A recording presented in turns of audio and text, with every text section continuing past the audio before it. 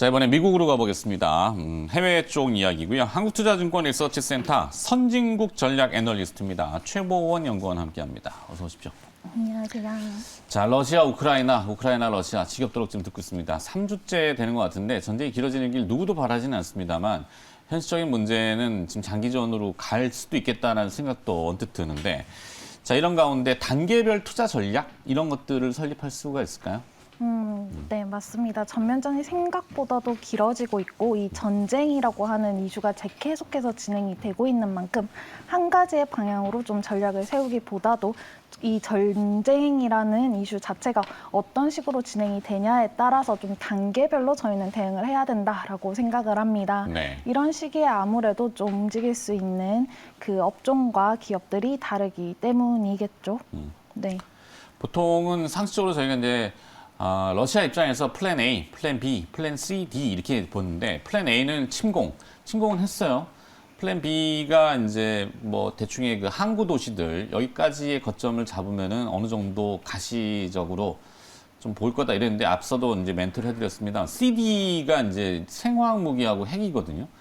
여기까지 지금 얘기들이 오가고 있다는 거는 굉장히 안 좋은데 지금 스텝 바이 스텝의 대응 전략 어떻게 저거를 묶어야 될지. 사실은 뭐 A, B, C, D, 뭐 침략이다, 전면적인 다각화, 뭐 이런 식의 대응은 사실은 2월 말, 3월 초에 너무나도 많은 보고서에서 너무나도 많은 얘기를 해드렸기 때문에 네. 지금처럼 거의 한 달 가까이 진행이 되는 이러한 시점에서는 아무래도 지금과 같은 상황이 더 악화되는 시기에는 어떻게 좀 대응을 해야 되는가, 그리고 지금에서 더 악화가 되지 않는 상황에서 계속해서 좀 장기화가 될 때 잔잔한 이 변화 속에서 계속해서 이어질 때는 어떤 식으로 대응을 해야 되는가, 이거를 구분을 해야 된다라고 생각을 합니다. 지금 스텝 1, 2, 3로 나누셨잖아요. 1, 2, 3랄까, 원이 지금 아니면- 현 상황이고 두 번째가 이제 조금 더 악화가 되는 시기, 그리고 또 다른 스텝으로는 조금 더 완만하게 좀 해결에 가까운 순간으로 단계로 가는 시기입니다. 아무래도 지금 같은 상황에서는 낙폭이 아무래도 컸던 업종들 주목을 하셔야 될 텐데요. 그런 시기에는 아무래도 IT와 금융 업종들 보실 수가 있겠고, 지금 상황에서 조금 더 악화가 된다라고 하면은 아무래도 이 원유 공급에 대한 부담은 커질 수밖에 없기 에너지. 때문에 네, 에너지 소재 이렇게 많이 말씀을 주시는데 사실은 저는 소재보다는 에너지 업종을 주목을 해야 된다라고 생각을 합니다. 네. 왜냐하면 이게 더 심해질 때는 미국 정부 자체에서도 기존에 계속해서 제시를 했던 정책의 방향성 조금은 바뀔 수밖에 없기 때문이죠. 유럽은 아직까지도 제재가 많은 상황이고요. 하지만 이 지난주와 같이 조금 더 풀리는 시기, 그리고 조금 더 이제 조속한 합의에 가까워지는 시기에는 아무래도 경기 소비자 업종까지도 함께 보실 수 있는 시기이죠. 이런 식으로 단계별로 저희는 그 대응 방안을 준비를 해둬야 되는 시기다라고 저는 생각을 합니다. 네. 압축을 좀 해서 지금 4번 질문이 추가 상승 여력이 기대되는 섹터 이거거든요. 사실 네. 에너지?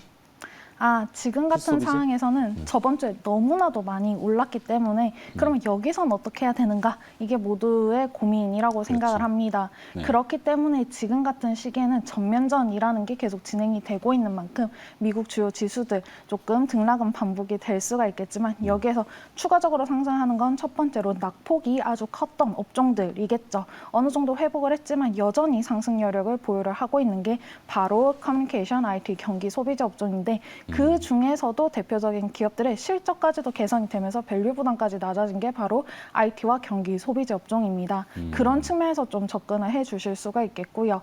두 번째로는 아무래도 이 전면전이라는 게 계속 진행이 되면은 공급에 대한 불안이 계속 커질 수밖에 없습니다. 네. 이러한 시기에는 공급은 좀 불안하더라도 수요의 증가로 이를 좀 상쇄를 할 수 있는 업종은 어디인가, 그런 식으로 접근을 해 보시면은 미국 내에서도 대형 기업들이 지금은 재택근무에서 오프라인 근무로 전환을 계속 하고 있는 상황입니다.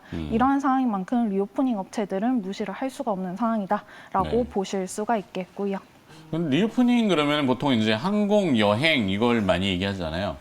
근데 상식적으로는 지금 이 분쟁이 장기화될 경우에는 그 연공들이 막힌단 말이죠. 그리고 운항 중단 뭐 이런 것들이 나오고 그럼 또 우회해서 돌아가야 되고 그러면 아무래도 비용이 올라가고 유가가 뛰면은 연료값도 더 들고 이게 맞는 얘기일까 싶긴 한데 리오프닝에 대해서는 어떻게 평가를 하시는지. 사실은 리오프닝의 대표적인 기업들이 방금 말씀 주신 뭐 항공주들 이렇게 보실 수가 있는데 네. 사실은 지금 코로나19라는 게 3년째 계속 지속이 되고 있는 만큼 조금 세분화해서 보실 수가 있겠죠. 우선 첫 번째로 좀 보셔야 되는 게 미국 내부에서 이동만 좀 진행이 다시 재개가 될 때는 어떤 식으로 볼 수가 있는가.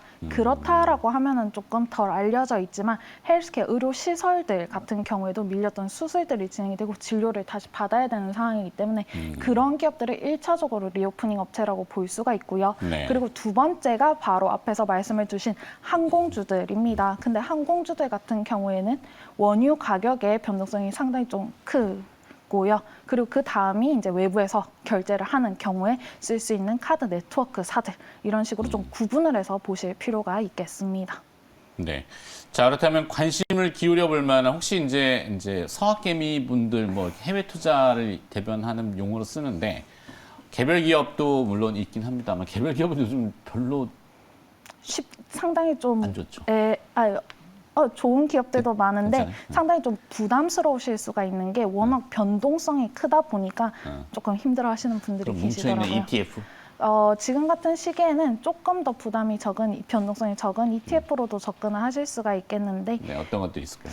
아무래도 앞에서 말씀드린 이 리오프닝 업체들 중에서도 공격적인 게 뭐 제츠 이런 ETF가 있습니다. 네. 근데 그런 ETF들은 유가에 연동이 크게 되고 있는 만큼 이 외부에서의 소비 그리고 내부에서 소비가 다시 회복이 되는 시기에 볼 수 있는 기업들이 적절히 구성되어 있는 IYG와 같은 ETF들도 보실 수가 있고요. 네. 조금 더 상황이 나아진다면 조금 더 공격적인 PEJ와 같은 ETF들까지도 보실 수가 있습니다. 가격 경쟁력 계속 좀 높아지고 있고 나는 안정적인 걸 원한다라고 하면은 VDC와 같은 필수 소비재 기업들로도 보실 수가 있고요. 네.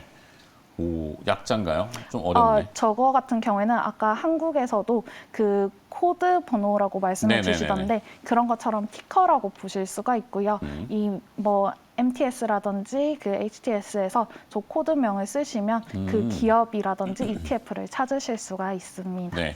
기업들의 묶음이죠.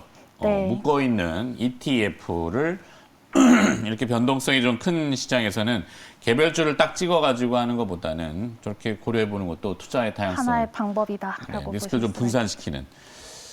자, 네, 오늘은 여기까지. 네. 네. 또 짧은 시간이지만 함축적으로 많은 도움의 말씀 주신 분은 한국투자증권 리서치센터 선진국 전략 애널리스트입니다. 최보원 연구원이 수고해 주셨습니다. 고맙습니다. 감사합니다.